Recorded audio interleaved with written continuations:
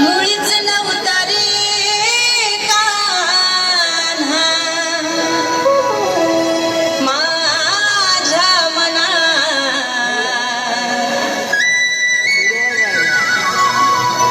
मुळीच नव्हता रे कान्हा, कान्हा कान्हा कान्हा माझ्या मनात. तुझ्यासाठी तुझ्यासाठी तुझ्यासाठी तुझ्या